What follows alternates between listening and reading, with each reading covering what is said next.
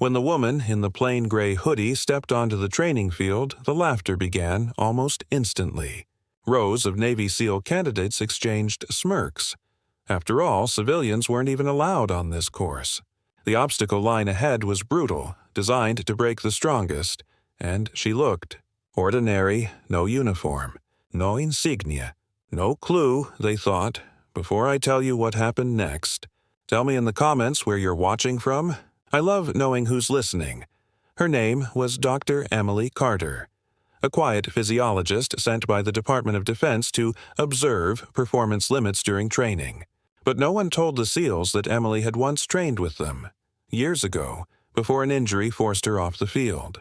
She'd spent a decade behind the scenes, rebuilding others while secretly rebuilding herself. That morning, the commanding officer, Captain Rourke, was briefing his men on a challenge. "No one has beaten the 10-year benchmark on this course," he said, gesturing to the grueling field of mud, ropes, and steel. "Not one. You'll push yourselves to the limit, but remember, this is about endurance, not ego." Then, from the back, Emily's voice broke the silence. "Mind if I try?" Every head turned. The younger recruits chuckled. A few whispered, "Is she serious?" Someone muttered, "She'll last 5 minutes." Captain Rourke arched a brow. "This isn't a civilian playground, Doctor." Emily met his gaze, calm but firm. "Then let me prove it's not." The starting whistle blew. The first obstacle, a high rope wall slick with dew.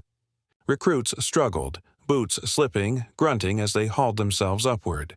Emily watched, analyzing their movements like a scientist. Then, with a quiet inhale, sprinted forward. Her hands gripped the rope like old friends. One movement, then another. Precise, efficient, graceful. In seconds, she was over. The murmurs started. "She climbed that faster than Peterson." "No way.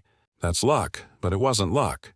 It was training, memory, muscle forged from pain and persistence."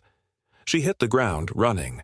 Through the mud trench, over the hurdles, across the balance beams.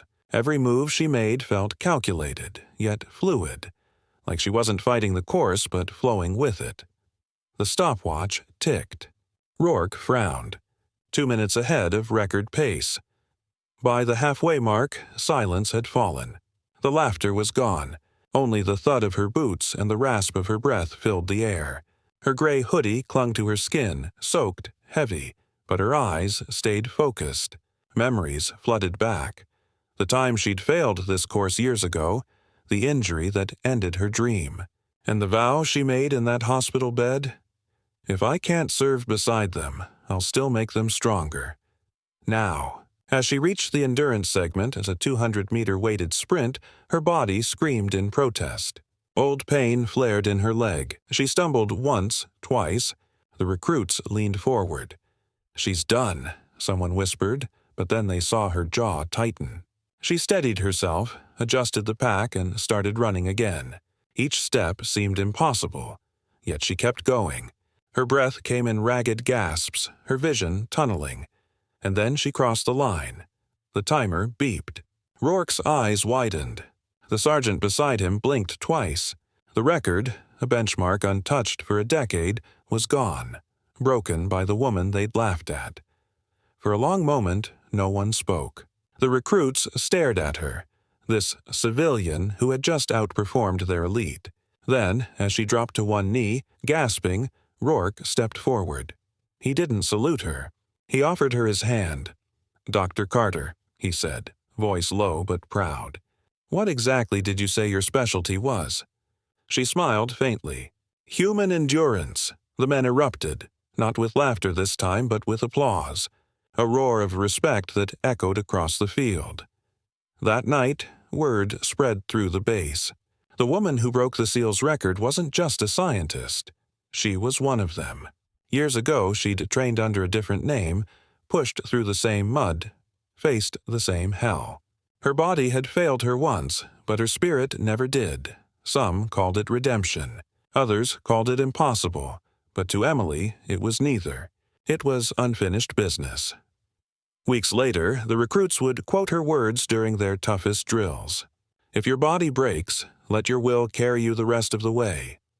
And every time one of them felt like quitting, they'd remember the civilian who wasn't a civilian at all, the woman who showed them what endurance truly meant.